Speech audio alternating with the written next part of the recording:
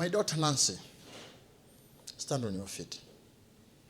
You, stand. Yes. You have quarrel with God. You gave birth to one son and only one child.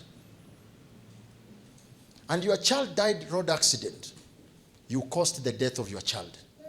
You gave your child as a dedication to God when you are an intercessor. And you did this thing 1994, the month of March. It was on 17th when you did that covenant. When your son grew up, you didn't teach your son the ways of God.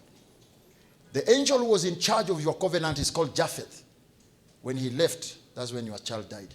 And he's telling me he warned you 21 times, but you didn't capture anything. Your child had not even gone for judgment. Actually, he was put in the reject. I have removed your child to heaven, but keep your covenant still, because you will also die of chest. But if you go back to the covenant, you will live your life. But if you die even now, you will go to hell, because your covenant is in the red file.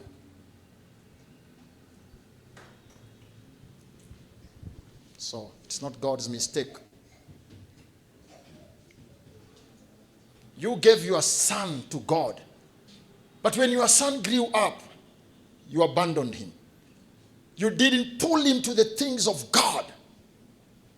Instead of telling him who he was, you are standing in between him and God every time. But the question is this: I can't hold your child there permanently because you have a covenant with God. The question is, will you go back and now serve God with your heart for the sake of your child to live there peaceful? Because I'm just getting into an issue that I should not. But because I saw your tears, I had to do something as a prophet. My question is, I don't want to be, sitaki kukuwa mnadhiri katikati yako na Mungu na mtoto wako. Je, utarudi mtumikie Mungu mtoto wako akae mahali salama, ama utaendelea na vita na Mungu?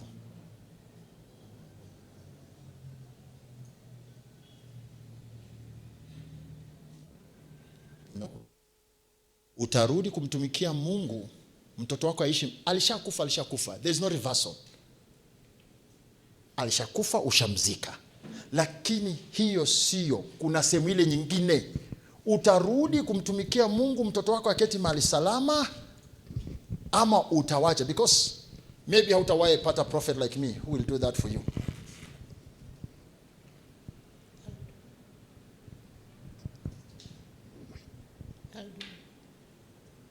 Huh? I'll do. Sikusikicha unasema. I'll do. You agree?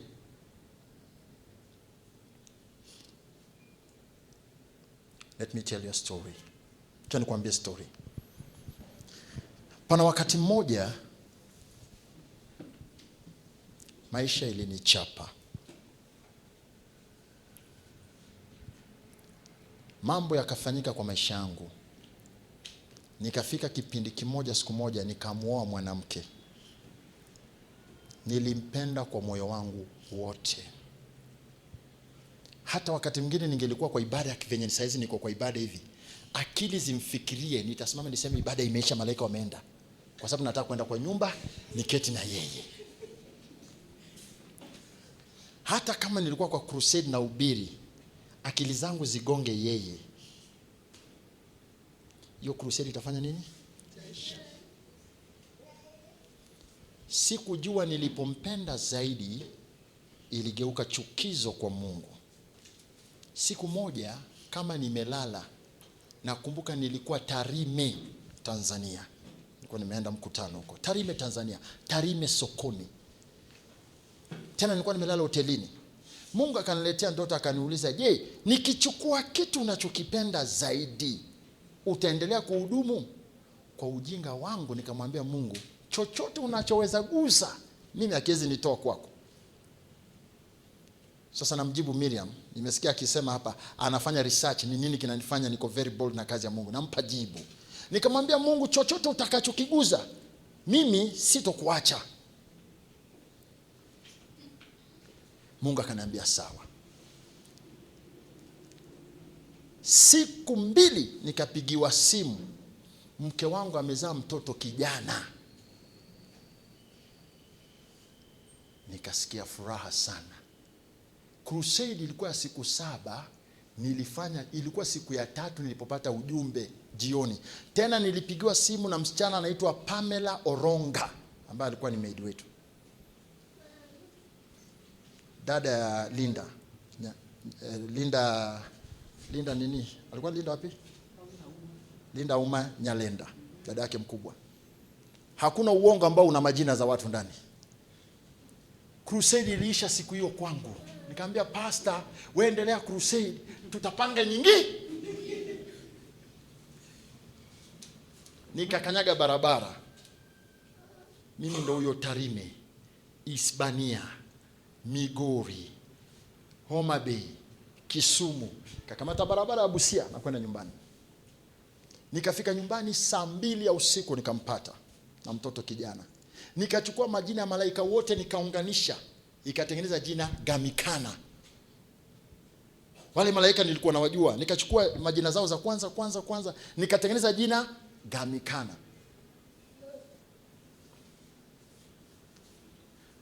Tukalala.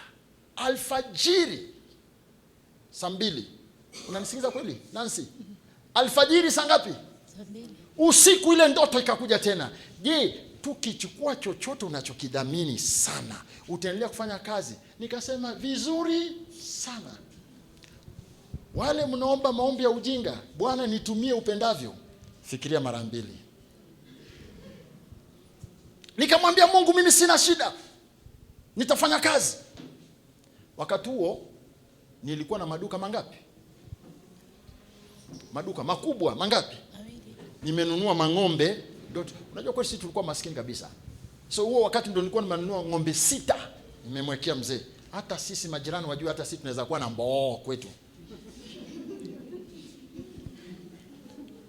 Tena nilinunua ng'ombe 6 ili mamangu asiende kutafuta kinyesi cha ng'ombe kwa majirani, kwa sababu wakati huo bado tulikuwa tunafanya ile traditional plastering. Sasa mama anaweza fanya anytime she wants because akona mafia ng'ombe yake.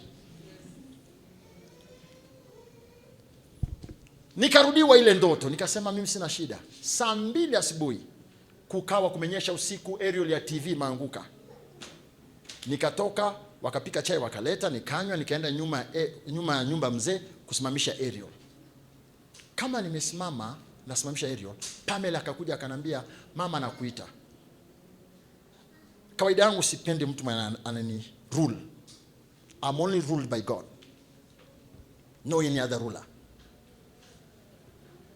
Nikamwambia ndo mwambie naja. Akarudi tena akanambia, mama anakuita. Nikamwambia Pamela, nimekwambia ndo mwambie nakuja. Akarudi mara 3.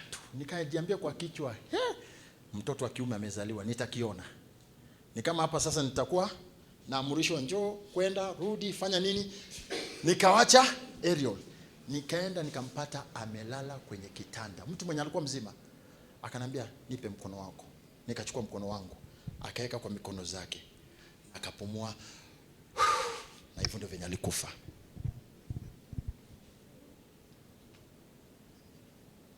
Nilimchukia Mungu kwa mwaka mmoja.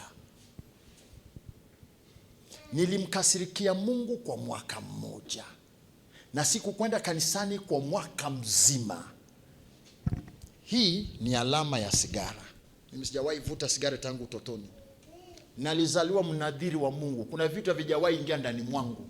Hii moja wapo ndo hii. Hii ni sigara. Niliamua nijichafue ili nife, nimfuate mke wangu. Nikawa nanunua sigara na kisha naweka hapa. Nikiakisha tu nikiweka, nguvu za kupeleka juu zinanikosa, nguvu za kurudisha chini zinanikosa, na kastachu inanichoma mpaka nasikia nyama inaanza kunuka, ndio fahamu inakuja, ndio napata nguvu ya kuachilia. Naenda nanunua pombe, bia, naweka chini hivi, nafunguliwa vizuri, nguvu ya kuinua hivi inanikosa. But nikifikiria kusimama napata nguvu ya kusimama. Nafika pale nasema wacha nirudi tena. Narudi na keti naishika hivi, nguvu inanisha. Ni kama na parallel, nakufa ganzi. Mwaka mzima. Nakumbuka tena nilikuwa nafanya hizi vitu hapa Nairobi, Mathare namba 10. Si ati ni mahali pengine. Nikakwenda nikajisimamisha pale Mathare, kwa hiyo roundabout ndio ufike kwa stage ya namba 10. Lori ilikuwa inakuja, lori nigonge. Instead ya lori kunigonga, nilichapwa kofi na mawingu. Nikaanguka ile upande mwingine. Huyo mtu wa lori akapita paka kwa fence ya Air Force.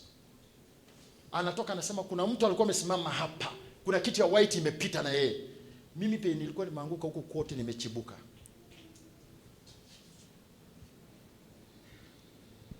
Lakini bado haikunirudisha kwa Mungu. Siku John Paul, huyo father wa Catholic, alikufa. Hiyo usiku ndio kesho yake watangaze amekufa. Hapana uongo. Kila kitu ambacho kinafanyika lazima kuwe kuna kingine kimefanyika. Unaweza mwambia mtu siku hiyo tulikuwa kanisani, pana huyu mama alikuwa ameketi karibu na sisi, alikuwa na nguo ya red. Hawezi kuwa kanisani peke yako na hakuna mtu alikuwa karibu na wewe. Haiwezi kuwa ilifanyika tu kwangu peke yake. Kuna mengine pia alikuwa anafanyika. Usiku ambao father wa Catholic alikufa, huyo Rome, alikuwa anaitwa John Paul II. Pope. Huyo usiku wake nikaota ndoto kwamba nimebebwa, nimepelekwa mbingu. Na ninaona building safi kabisa, ina fence ya white na iko na chain link juu. Hizi chains zinakaa kama reza juu yake. Na building yenyewe ndani smart kabisa, ina red roof, pure white. Kisha baadaye mlango mkubwa umefunguka na ninamuona mwanamke na mtoto, because mtoto wangu alimaliza mwezi mmoja na akafa pia. Nilipigiwa simu juu ya depression, nilirudi Nairobi mimi. Nikapigiwa simu mtoto amekufa saa 2 ya usiku. Saa 12 nilikuwa nyumbani, nilifika nyumbani saa 11 na nikazika mtoto wangu mimi mwenyewe saa 12. Watu wakikuja wanawaambia kuna matanga hapa. Wani wanahitaji pastor, mimi mwenyewe ni pastor. Nilifika hivi nikamzika mtoto wangu ndani ya box. Niliambia baba hata sanduku sitaki. Hasira yenye nilikuwa nayo na Mungu. Hiyo siku nikapelekwa mbingu, nikaona ukuta mweupe, nyumba safi, maridadi, nyumba nzuri sana. Nikaona lango kubwa linafunguka. Mwanamke anatoka na mtoto. Mtoto anatembea, analia, na mwanamke huyu analia.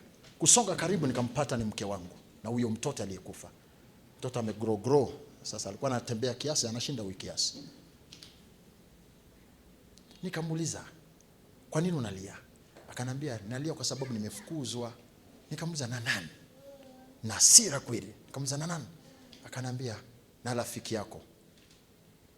Yeye kusema rafiki yangu nilijua ni nani. Nikasema, "Michael amekufukuza?" Akanambia, "Angalia vile tunateseka. Tunateseka kwa sababu ya wewe. Aona venye jua linatuchoma, naona kweli jua linawachoma kabisa. Ona venye mvua inatunyeshea, naona mvua inamnyeshea na mtoto. Najaribu kuzuia mvua na nimekataa." Akanambia, "Tumefukuzwa juu ya masharti tu. Tuje tuongee na wewe, urudi kwa kazi ya Mungu. Na sisi tutarudi huko. Lakini usiporudi kwa kwenye kazi ya Mungu, sisi hatuwezi rudi huko." Ilikuwa Jumamosi, Jumapili nilienda kanisani mpaka leo hii. Ndio maana hata mambo yajapokuja namna gani, ninakumbuka niko na responsibility.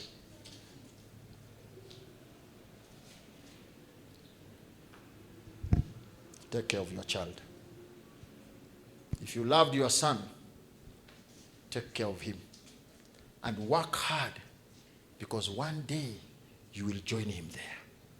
Mimi nimefanya sehemu yangu kama nabii. Ukitaka kuharibu, haribu. Nimekesi yenu, nimemwokoa mtoto wako, nimemtoa mahali penye alikuwa, nimemweka mahali salama, but you must pay the bill by serving. But if you don't love your child, ignore it. He will be taken where I have removed him. I'm sure you may die without meeting another person like me. I'm not the only one, but one thing I know, we are rare because we know each other. We know where each one of us is placed. We are very rare. Have you ever seen an undercover who tells people I'm an undercover? Then use your head what I've said.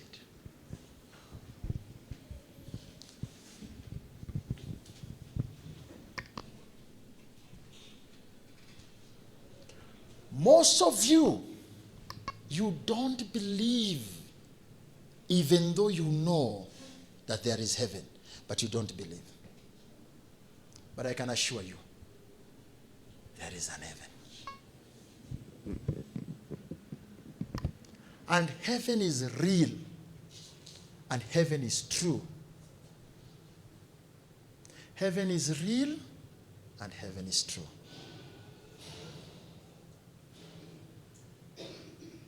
And I don't think if a nation can just choose anything to become an ambassador. No. The nation picks the best.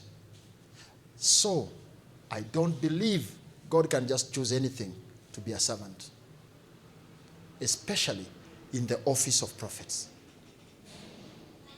Where he himself, he talks with them. He reasons with them. No. God will pick something special. And from that time, I've never seen such a dream.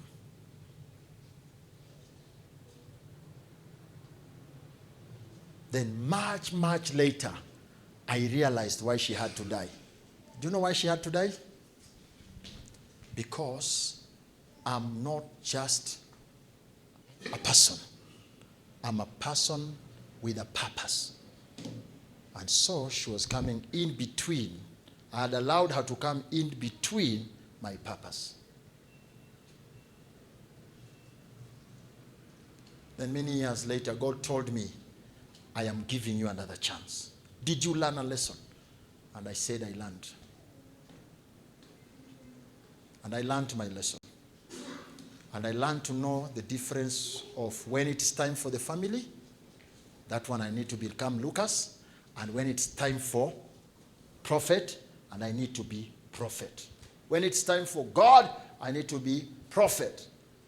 Even if it takes 8 months, I'll be a prophet for that 8 months. And when it's time for Lucas, I'll be Lucas. And I've taught my children that. They know when I'm a prophet, they will also watch me on the screen. But when I'm a father, I will play with them and be there for them. I learned my lesson. Some of us, we make vows. And when we are doing prayers, the people who taught us how to pray didn't teach us the dangers of the prayers, the covenants we make in our prayers. We make covenants in prayers thinking that we are pleasing God. But God does not need to be pleased by our prayers. His prayer is a covenant. When you make a covenant with God, be careful. When you say, God, I surrender this child to you, my friend, don't come again. Don't come again and change it. Covenants are not things to be played with.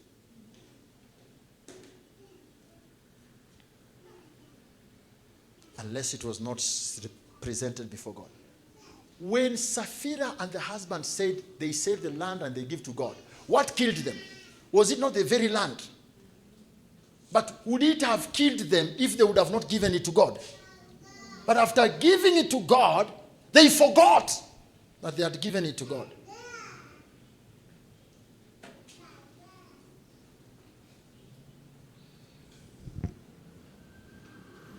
Don't make covenants anyhowly. But if you want God to bless you, find the gaps. Stand in the gap in the kingdom. You will see the blessing. Do you know why Hannah became a mother of many sons? Because she stood in the gap between God and Eli's children who were corrupt and the house of God. And she said, God, Eli is old. His sons are corrupt. The house will remain with nobody. Please, I'm giving my womb. Put inside a baby who can take care of your house. Me, I'm willing to carry this baby for 9 months. I'm willing to labor and feel the pain of labor. Then I will raise this child to a certain age. Then I'll bring this child to your house. And every year I will supply what this child needs. No woman had ever done that in Israel. No woman. Women had given their children to serve, but not their wombs. Hannah told God, fine, if I can't give birth for my husband, then let me give it for you. And God said, fine, Hannah, I'm opening your womb. Shall you do it? And Hannah did it. And what does the Bible say? Then later God blessed Hannah with more sons and daughters.